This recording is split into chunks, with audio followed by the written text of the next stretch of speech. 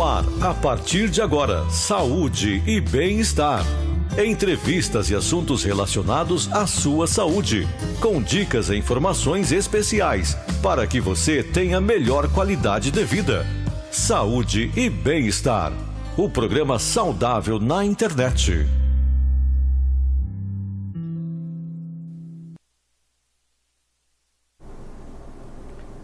Olá, amigos internautas, amigos da Grande FM, estamos mais uma vez chegando com esse encontro marcado que nós temos em nossas plataformas digitais com o nosso programa Saúde e Bem-Estar desta sexta-feira, em claro, em que agradecemos já você que nos acompanha pelo nosso canal no Facebook. É importante você curtir, marcar os seus amigos, compartilhar o nosso programa. Para você que está conosco através do nosso canal no YouTube, deixe o seu like, ative aí o sininho de notificações, assim você recebe uma notificação toda vez que nós começarmos o nosso programa e acompanha ao vivo conosco o nosso Saúde e Bem-Estar. E claro, te faço um convite especial, se inscreva no nosso canal. Se inscrevendo no nosso canal, você tem acesso a uma playlist completa com todos os programas que já foram ao ar, dos mais variados temas à sua disposição para você rever quantas vezes quiser e claro, também poder compartilhar com os seus amigos, com as pessoas que você gosta, que você conhece, que você quer passar aquele conteúdo. Então, basta se inscrever, Rádio Grande FM, em nossas plataformas digitais. Hoje, o nosso programa Saúde e Bem-Estar vai falar um pouquinho sobre pediatria e seus cuidados. E claro, para nos ajudar ao longo desse programa, nós estamos recebendo com prazer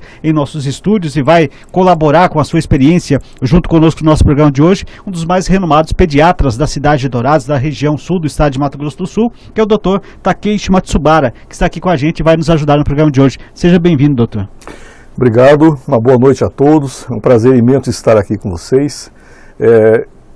É muito elogio como pediatra, realmente é um prazer imenso estar aqui, já são 33 anos de Dourados, que eu estava falando para ele agora, e nesse tempo assim, a gente vai desenvolvendo uma prática que eu queria compartilhar com vocês. E vai ser de suma importância essa experiência toda vivida pelo senhor na cidade de Dourados, e quando a gente fala dos mais renomados, é verdade, não tenha tanta modéstia não, doutor, porque a gente sabe da sua história e a gente ouviu falar muito bem do senhor e sabe da competência que o senhor tem e vai contribuir muito, com toda certeza, para o nosso programa.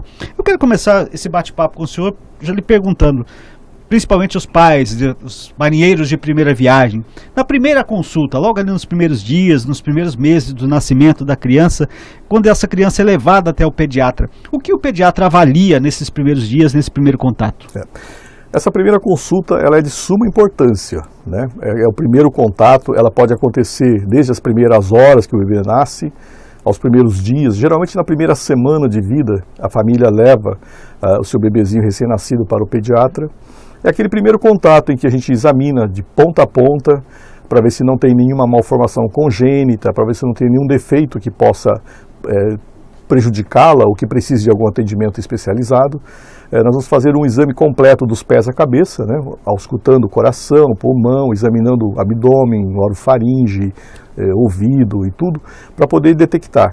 E geralmente nessa fase também, se a criança ainda não teve os exames pedidos no berçário, logo que ela nasceu, que são os testes do pezinho, teste da orelhinha, teste da língua, teste do coração e outros que são feitos hoje de rotina para todo bebê recém-nascido, aí o pediatra que faz o primeiro atendimento oferece esse atendimento e esse pedido de exames também.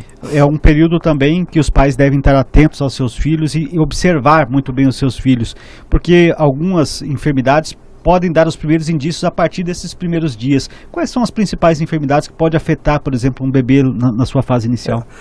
A primeira coisa que a mamãe precisa muito estar atenta é com relação à icterícia, que é aquela doença que a pele do bebê fica amarelo, como se fosse uma cor laranja canário, né? Aquilo se deve ao acúmulo de bilirrubina, que é uma substância que é produzida pela destruição das hemácias. Por que acontece isso? Quando o recém-nascido nasce, quando ele está dentro do útero da mãe, ele tem um tipo de sangue, uma hemoglobina chamada hemoglobina fetal, que como é uma criança que está recebendo oxigênio através da placenta da mãe, ele recebe uma quantidade muito baixa de oxigênio. É como se o ar ambiente tem 20% de oxigênio. O recém-nascido, através da placenta, ele recebe de 5% a 8% de oxigênio. Então, aquele sangue precisa ter uma avidez, precisa ter uma grande capacidade de fixar aquele oxigênio para poder transportar enquanto o bebê está em desenvolvimento. Na hora que o neném nasce, que ele começa a dar o primeiro respiro, que ele chora e começa a respirar naturalmente por ela mesma, muda, e aquele sangue que até então era útil, ele se torna desnecessário e inútil. E aí o organismo rapidamente destrói aquele sangue para poder produzir a hemoglobina normal, que é a hemoglobina do adulto. Sim. Nesse processo, nessa rápida destruição do sangue, há um acúmulo dessa bilirrubina e por isso acontece a icterícia. Então a criança fica com a pelezinha amarelada, com os olhos amarelados, a urina às vezes fica mais escura, né? Essa é a primeira doença que a criança precisa estar a mãe precisa estar muito atenta, né? Para poder perceber, porque é uma doença que, se não tratada e se for um nível muito alto dessa bilirrubina, ela pode deixar sequelas, pode deixar a criança com problemas neurológicos, uma paralisia cerebral importante. Então, essa é uma das primeiras coisas que a mãe tem que estar muito atenta. Tem muita gente que confunde essa icterícia com outras doenças também. Falam até em questão da criança estar numa situação da forma como está e acabam se utilizando de outros remédios para poder tratar isso tudo. Confunde muito com anemia, às vezes, né? Isso. Esse é uma crença popular que não tem nada a ver. Pelo menos pelo que o senhor explicou até agora, com anemia não tem nenhuma correlação. Não, né? não tem nenhuma relação. Embora essa destruição rápida desse sangue provoque inicialmente uma rápida anemia, mas o processo é muito rápido, o organismo já se equilibra e normaliza o seu nível sanguíneo. É muito comum algumas mães, através de orientações de avós e tudo, fazerem chazinho de picão e tal, mas isso somente não é suficiente. A criança precisa, se for uma coisa mais grave, ela precisa de um banho de luz, que é uma fototerapia, né? Para poder destruir essa bilirrubina mais rápido, para não ter esse perigo dessa impregnação no cérebro. E também, quando existe essa icterícia, o chazinho de picão somente não é suficiente para poder fazer essa metabolização. Sim. Outra preocupação muito interessante e muito importante é com relação aos cuidados com o umbigo desse recém-nascido. Qual a melhor maneira de cuidar desse umbigo? Antigamente se usava muito mercúrios e antibióticos e tudo mais. Hoje já se percebeu que a melhor prática é utilizar o álcool 70%. Então, a gente recomenda que pelo menos umas 3 vezes ao dia, até pelo menos uns 21 dias, 30 dias de nascimento, aquele umbigo precisa ser cuidado todos os dias, 3 vezes ao dia, com álcool 70. Esse é o melhor cuidado. Sim, e muita gente tem aquela mania de enfaixar, de estar sempre fechada. Isso é recomendado ou é apenas por um pequeno período e depois você tem que fazer da forma natural? Muitas vezes as avós recomendam as mães e as de primeira viagem para fazer esse enfaixamento pelo medo de formação da hérnia de umbigo, aquele umbigo que salta. A ciência mostra que isso não é eficaz, que o enfaixamento não muda a incidência nem a ocorrência da hérnia de umbigo. Quem tiver que ter, vai ter do mesmo jeito, exatamente. Sim. E ao mesmo tempo, esse fato de você enfaixar, muitas vezes você acaba criando o quê? Um abafamento, né? E isso acaba às vezes favorecendo o crescimento de bactérias e infecção também. Sim, ou seja, às vezes você vai tentar consertar um problema com outro maior, né? Então, exatamente. É muito importante cuidar. Doutor, vamos falar de amamentação, né? Os primeiros meses, os primeiros anos da criança, da importância. Qual a importância dessa amamentação, do leite materno no crescimento dessa criança e na vida saudável desse bebê?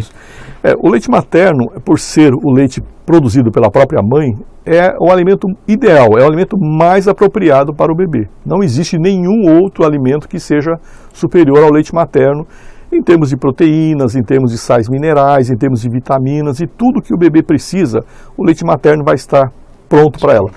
O leite materno tem uma característica muito interessante. Ele muda a composição conforme a necessidade do bebê. A mãe e o feto têm uma relação tão íntimas e tão próximas que, por exemplo, em dias muito quentes, o leite materno ele se torna mais aguado, para oferecer mais água para o bebê. Nos dias mais frios, o leite materno se torna mais gordo, para oferecer mais gordura, mais calor, mais energia para a criança. Então, essa variabilidade ela é muito interessante, é só mesmo uma obra de Deus para poder fazer uma coisa tão perfeita, que permite que a criança possa, então, receber o alimento no jeito, na temperatura e na forma que ele precisa para aquela situação. O senhor relatou um negócio que me chama a atenção, porque eu já ouvi falar de que, na verdade, para essa fase aí, não precisa nem dar o complemento à água para o bebê, que já de maneira alguma. Inserido. Exatamente. É isso como eu expliquei para você. Nos dias mais quentes, em que a criança precisa tomar mais água, o próprio leite materno já faz isso, já oferece e compensa essa necessidade. Claro que se a criança estiver tomando fórmula, estiver tomando leite de vaca, aí é outra história, né? Aí ela precisa da complementação da água, porque como o leite de vaca foi feito para o bezerro e não para o bebê, ela tem uma composição totalmente diferente. Sim. Ela tem uma composição mais gorda, tem uma composição com mais sal. Aí a criança sente mais sede e ela precisa dessa complementação de água. Claro. Mas no leite materno não há necessidade de oferecer mais absolutamente nada. Por falar em complementação e também até falando um pouquinho já juntando os dois assuntos. Até que idade é recomendada essa amamentação materna e a partir de que momento você já pode começar a entrar com outro suplemento, com a alimentação propriamente dita para o bebê? Isso. A recomendação da Sociedade Brasileira de Pediatria hoje é de que você inicie com qualquer outros alimentos somente a partir dos 6 meses de idade. Até de 0 a 6 meses, exclusivamente leite materno, tá? Não precisa oferecer mais nada, não precisa oferecer fórmula, não precisa oferecer suquinhos, não precisa oferecer frutas nem nada. A partir do 6º mês, a gente oferece a papa de frutas, ou seja, a frutinha raspada, a fruta amassada, a fruta que dê para bater no liquidificador, para transformar numa papa, né? Sim. Esse é o alimento do 6º mês em diante. A partir do 7º mês é que a gente introduz a papinha salgada, que seria a sopa de legumes, a batatinha, a cenoura, a chuchu, a abobrinha, são outras fontes de alimentos também.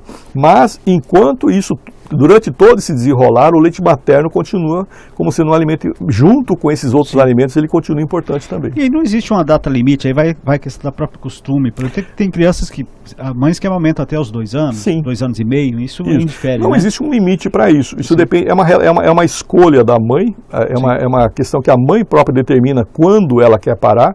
Geralmente, a maioria das mães acabam retirando a criança do peito quando ela começa a ter dentes, porque começa a machucar, começa a morder, né? Mas tem mães que suportam isso perfeitamente e preferem manter por longos períodos. Então, tem crianças com 2 anos, 2 anos e meio, e não há nenhuma contraindicação para isso. É uma questão apenas de escolha e de opção da mãe também. Outro problema interessante que deixa, às vezes, tira muito sono dos pais é as chamadas cólicas, né? E o pai não sabe o que o filho está sentindo, nos primeiros meses aquele choro, porque a dor é bastante intensa. O que causam essas cólicas e como tratar? A cólica é uma das coisas mais interessantes, porque ela tem é um problema, não é uma doença, mas é um problema multifatorial, ou seja, ela não tem uma causa só. A principal causa da cólica é que realmente há um acúmulo de gases no intestino, no estômago e no intestino da criança, ou porque ela engole o ar durante a amamentação, são aquelas pegas do seio inadequadas, em que ela, junto com o leite ela está engolindo o ar também, ou porque durante a própria fermentação desse leite materno no intestino da criança se produz gás carbônico, né? E esse gás carbônico acaba também aumentando, produzindo gases que aumentam esse desconforto da criança. Esse é o primeiro fator. O segundo fator é uma própria imaturidade do sistema neurológico que controla o funcionamento do intestino. O intestino tem o que nós chamamos de funcionamento peristáltico, ou seja, ele funciona em ondas para ir empurrando o alimento para frente. Nesse processo, que é controlado pela medula, ele não é controlado pelo cérebro, é um processo automático, né, chama-se sistema simpático-parasimpático. Esse processo que ele é automático, devido a essa imaturidade, ele é meio incoordenado, ele é meio descoordenado. Então, esses movimentos, ao invés de serem perfeitos e ondulados, às vezes ocorrem de forma meio desconexa. E isso acaba provocando dor no bebê. E o terceiro fator importante também é o fator estresse. Por quê? Aquela criança nasceu numa família em que a mãe estava acostumada a dormir 8 horas por dia, o pai também, e de repente a criança começa a acordar de madrugada para mamar ou porque sente dor, aí a mãe não dorme direito, ela não descansa, ela está preocupada, ela está insegura, está com medo, o pai também, os avós às vezes não têm suporte para oferecer. Então todo esse fator ambiental, esse estresse ambiental da família acaba sendo passado para a criança. Aí aquele estresse vai aumentando ao longo do dia, aí chega um horário da tardezinha, começo da noite, que aquele estresse está no nível máximo. Aí a criança chora desesperada. Então, como eu expliquei, como são vários fatores, a eficácia do remédio para isso também é muito pobre, porque como tem vários fatores envolvidos, se fosse somente gás, a gente usava, por exemplo, um remédio chamado Luftal, que é um remédio muito utilizado para gases e cólicas, mas nem sempre ele é eficaz, por conta desses fatores que eu acabei de explicar para você. Então, muito interessante. E aí, às vezes, até o chazinho da vovó pode funcionar. Sim, porque ajuda às vezes, tanto a questão a acalmar a criança, ajuda a desfazer esses gases da barriguinha, né? Ajuda a eliminar das fezes também. Então, de um modo geral, nada é contraindicado assim, desde que seja bem usado com sabedoria. O doutor, nos primeiros meses aí do bebê, existe muita preocupação, já relatos de acidentes que podem ocorrer pela forma incorreta com que esse bebê é deixado no berço para dormir, a forma de deixá-lo para esse bebê dormir. Qual a indicação do pediatra da melhor maneira de se colocar essa criança para dormir? A primeira indicação, a primeira orientação que nós fazemos é nunca dormir de bruços, ou nunca dormir de barriga para baixo. Por quê? A garganta, a traqueia da criança, por onde passa o ar, ela tem uma cartilagem, e essa cartilagem ela ainda é muito mole, ela não tem a rigidez de uma cartilagem do adulto. Na hora que a criança deita de bruços e dorme de bruços, aquela cartilagem que ela está muito mole, ela se fecha, ela dificulta a passagem do ar. Aí a criança morre sufocada. É a chamada síndrome da morte súbita do bebê, que era muito comum no passado, em que havia recomendações de sociedades para que a criança dormisse de bruços para melhorar a cólica, e com isso aumentava assustadoramente a incidência desse problema. Hoje se percebeu isso, já não se recomenda mais isso e já melhorou. Mas, mesmo assim, a gente recomenda que não durma de posição de bruços pelo menos até os 6 meses de idade. A partir dos 6 meses, mesmo que a criança durma de bruços, se ela começar a ter a asfixia pelo fechamento da traqueia, ela própria acaba se virando, porque ela já tem reflexo para isso. Mas antes disso, não se deve dormir de bruços. Geralmente, nos primeiros meses, você vai colocar ela de costas, ela vai ficar, porque ela não consegue nem ficar de lado, porque ela não tem essa mobilidade ainda para fazer esse movimento. Ela não tem ainda controle muscular, ela não tem controle da musculatura dentro das pernas, dentro dos braços, para ela poder se mexer. Sim. E ela vai ficar na posição que você deixar, ela vai ficar. Ela vai ficar permanecendo. Muito bem, esse é o nosso programa Saúde e Bem-Estar desta sexta-feira, falando de pediatria e seus cuidados, com o Dr. Takeshi Matsubara, que está com a sua experiência nos explicando direitinho como é que funciona, principalmente para você, mãe, papai de primeira viagem, que querem algumas dicas importantes. Esse programa, com toda certeza, vai te ajudar muito ao longo aí da criação dos seus filhos. E esse programa é sempre em nome do nosso parceiro, do nosso colaborador, que está junto com a gente toda sexta-feira. Estou falando, claro, da Unimed Dourados. Sentir-se cuidado é poder contar com a Unimed Dourados. A Unimed possui centro de diagnóstico equipado com equipamentos de imagem de última geração, garantindo muito mais segurança, conforto e eficiência na realização de todos os exames. A Unimed dispõe ainda de centro de oncologia e infusões com todos os serviços aos seus usuários. Esse é o jeito de cuidar da Unimed Dourados, porque cuidar de você, este é o plano. Seguindo aqui com o nosso programa, você que nos acompanha pelo nosso canal no Facebook, curta, marque seus amigos, compartilhe o nosso programa. Você que está conosco através do nosso canal no YouTube, não esqueça, deixe o seu like, ative o sininho de notificações e se inscreva no nosso canal para poder também, claro, assistir outros programas que já foram ao ar aqui no nosso Saúde e Bem-Estar. Dr. Takeshi, é normal a criança ter o chamado refluxo? Quando os pais podem identificar que precisam procurar um médico porque isso está recorrente? Isso. O refluxo se deve a uma questão anatômica. O estômago do bebê, ela tem uma válvula inferior, que vai liberando o alimento que vai sendo digerido, e uma válvula superior, que seria uma válvula funcional entre o estômago e o esôfago. Pela imaturidade, pelo fato de ser muito bebê, essa válvula superior ela não se fecha adequadamente, ela fica um pouco aberta e permite então essa volta desse alimento. Existe um refluxo fisiológico, o chamado refluxo natural ou refluxo normal. Sim. Toda criança recém-nascida, ela vai ter uma volta de alimento às vezes, ela pode ter vômito algumas vezes também, isso é uma coisa completamente normal, não há necessidade de se preocupar com isso. Sim. Quando essa incidência desse refluxo ou o volume que ele elimina é muito grande, aí se torna um problema, aí precisa de tratamento. Sim. Então, essa diferença entre refluxo fisiológico e refluxo patológico depende da intensidade, da quantidade e do número de vezes que essa volta acontece. Por exemplo, até 5 vezes ao dia que a criança vomite ou solte um pouco de leite, isso não é doença. Passou de 10, 15, 20 vezes, já se torna um problema. E aí vale aquela velha dica lá, principalmente que isso acontece logo após a alimentação, é de colocar lá o bebê na posição para cima, ficar com ela, esperando ela se posicionar ou arrotar, ou ter esse alimento estacionado para que depois possa colocá-la para dormir, algo nesse sentido. Né? Exatamente. O que acontece? Como eu expliquei para vocês desde o começo, a criança, quando ela está mamando, no seu processo de mamada, ele está engolindo ar também. Então, da mesma forma que ele vai estar se alimentando do leite, ele vai estar ingerindo ar. E esse ar vai formando uma bolha no estômago, né, e essa bolha precisa ser liberada. E quando você deixa a criança na posição ereta, e o ideal nesses casos é fazer uma leve compressão no estômago da criança para que ela possa soltar esse gás, soltar esse ar. isso já melhora bastante a questão do refluxo, resolve quase 90% dos casos.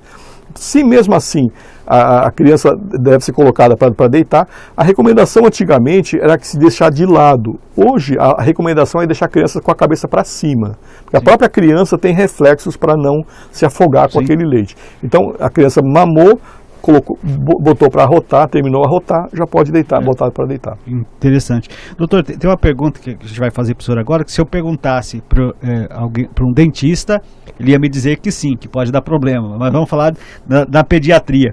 A utilização da chupeta, aquela velha mania que os pais têm de recorrer à utilização das chupetas. Existe algo dentro da pediatria que possa dizer que a chupeta possa ser prejudicial, se ela tem um tempo determinado que pode ser usada? O que o senhor pode falar a respeito da utilização de chupetas? O uso da chupeta ela é uma questão mais cultural propriamente do que uma coisa médica. O que acontece? As mães acabam sempre criando essa ilusão, uma falsa impressão de que o uso da chupeta acalma a criança. Isso não é verdade. A criança que tem necessidade nessa fase chamada da fase oral de sugar as coisas, ela pode sugar perfeitamente sem a presença da chupeta, né? Então o uso da chupeta é contraindicado sempre, ela não deve ser utilizada. Mas, naqueles casos, isso eu sempre falo para as mães, mas a gente percebe que a mãe já vem para a sua consulta no primeiro dia de nascimento com a chupeta na boca. Aí eu falo para elas, mãe, então vamos fazer um acordo. Você vai usar essa chupeta, mas até no máximo 2 anos de idade você vai retirar. Porque não é ideal, não é adequado, não é bom, mas já que você optou por colocar, você vai ter que fazer um acordo comigo de que com 2 anos você vai retirar essa chupeta. Não pode ser uma coisa para sempre, porque vai provocar mudanças na arcada dentária, vai fazer a criança ter dificuldade para respirar, enfim, atrapalha em todos os sentidos. É ruim mesmo. E não resolve o problema da criança. E não resolve o problema de acalmar, como as mães pensam que acalma. Exatamente, mais prejuízo do que benefício. Então, siga o conselho do doutor aí, evite a chupeta, não vai te ajudar em nada.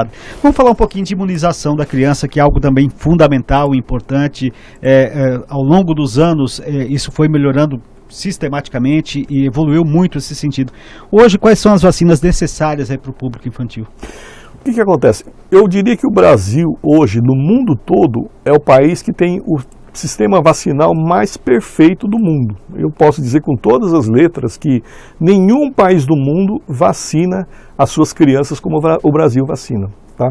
Porque antigamente haviam brechas, haviam vacinas que precisavam ser feitas na rede particular por serem muito caras, por serem vacinas que eram mais dispendiosas. Sim. O poder público não tinha condições de oferecer, que era tipo a vacina para hepatite, a vacina para varicela, as vacinas para meningite e tudo mais. Porém, ao longo dos anos, todas essas vacinas foram sendo incorporadas pela rede pública, pelo sistema, pelo calendário nacional de vacinação. Então, hoje, a recomendação é siga o calendário nacional de vacinação pelo SUS. As vacinas que são oferecidas pelo SUS são vacinas muito boas, são vacinas de ótima qualidade, são vacinas que têm controle de qualidade, elas passam pela avaliação da Anvisa, por uma série de avaliações laboratoriais para sua eficácia. Elas são vacinas de boa procedência também, e elas são utilizadas de uma tal maneira que a oferta que existe da rede particular não oferece tantas vantagens como era antigamente. Sim. Então hoje a regra é: faça a vacinação do seu filho, nos dias e meses preconizados, seguindo o calendário de vacinação, porque ele está perfeito. É um calendário maravilhoso, é um dos países onde o governo, isso já vem de muitos anos para cá, não é mérito do governo atual, mas é uma coisa que vem sendo implantada aos poucos e hoje nós chegamos quase que à perfeição. Que bacana, isso é muito interessante e você tem a responsabilidade, porque a criança não pode decidir ir lá tomar vacina sozinha. Essa responsabilidade cabe aos pais de levar os seus filhos para seguir esse calendário de vacinação, com toda certeza. Doutor, outro problema que a gente tem observado bastante na nossa atualidade, tinha-se até no passado, mas hoje sobretudo até pela forma de alimentação das nossas crianças, é o sobrepeso. A gente vê crianças entre 5 e 10 anos, muitas com sobrepeso. Como lidar com essa situação e o que os pais podem fazer para não deixar que a obesidade infantil seja um problema? Eu diria para você que a grande origem desse problema do sobrepeso acontece na primeira infância, nos primeiros meses de vida. Por que acontece isso? As mães interpretam erroneamente que todo choro de criança seja fome. Então, A criança muitas vezes está com dor de barriga, a mãe vai lá e pumba, oferece o peito para ela.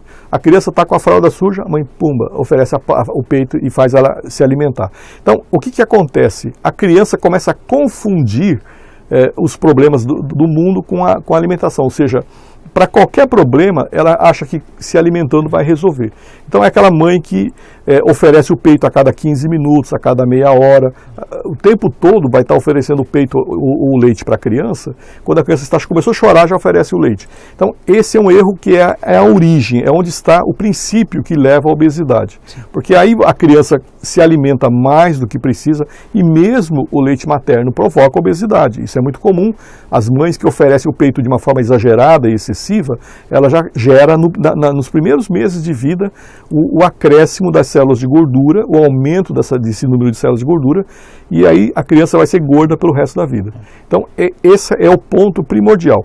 Além disso, durante a infância, existe uma cultura no nosso país e de um modo geral, de oferecer alimentos industrializados, alimentos salgadinhos, bolachas recheadas, pizzas, doces, guloseimas, refrigerantes. Então tudo isso são alimentos hipercalóricos, de uma quantidade excessiva de gordura, excessiva de açúcar, excessiva de conservantes e tudo mais. Então esse hábito de não se alimentar de uma maneira saudável gera também a continuidade dessa obesidade.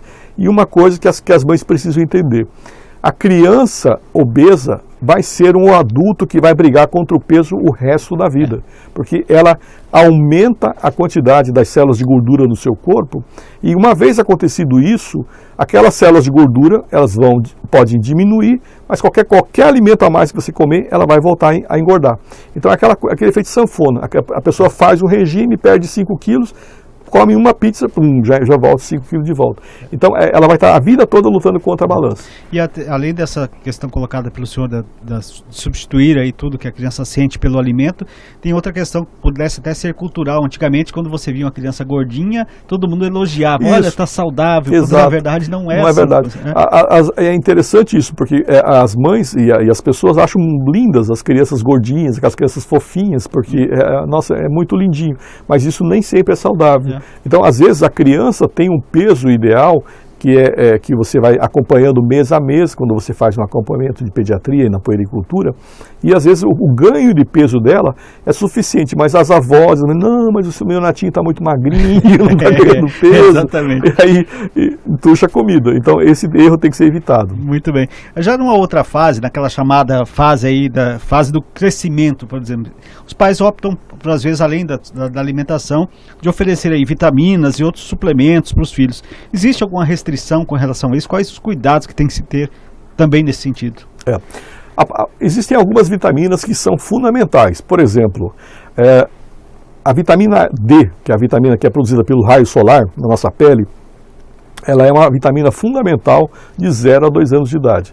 O que acontece? Nós temos uma dificuldade imensa de tomar sol diretamente, seja porque a mãe trabalha, seja porque a criança não tem quem a leve para poder tomar o sol. Enfim, ou às vezes o próprio clima está muito frio, está muito quente demais. Então, existe uma série de limitações que não permitem que a criança tome um banho de sol. Esse banho de sol seria o ideal de 5 a 10, no máximo 15 minutos por dia. A criança ficaria apenas de fralda e tomaria diretamente o sol, sem anteparos de vidros e nada. Tem que ser um sol direto para poder não filtrar os raios ultravioletas. E esse banho de sol, como não é possível, então a gente orienta já desde que a criança nasce a suplementar com a vitamina D, que é o famoso aditil, aderogil, que são as vitaminas D que todo bebezinho, quando nasce, já recebe do pediatra. Hoje também existe uma cultura de se suplementar o ferro, porque já se percebeu que as crianças recém-nascidas acabam desenvolvendo, a partir de uma certa idade, uma certa deficiência de ferro, uma certa anemia. Então se complementa também. Fora disso, qualquer outro suplemento de vitamina é desnecessário. Ou seja, muitas vezes ela é inútil.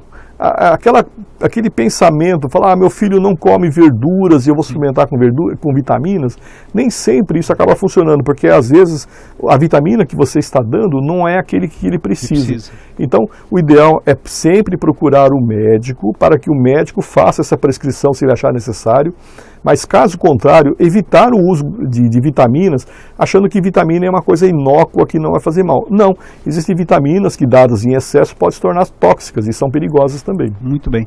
O doutor, para a gente fechar, quando a gente fala do médico pediatra, estamos falando de bebês, estamos falando de crianças e tudo mais, para os pais, até que idade o seu filho, a sua filha, pode ser levado no médico pediatra e a partir de que momento se muda o especialista que vai cuidar dessa criança? Isso.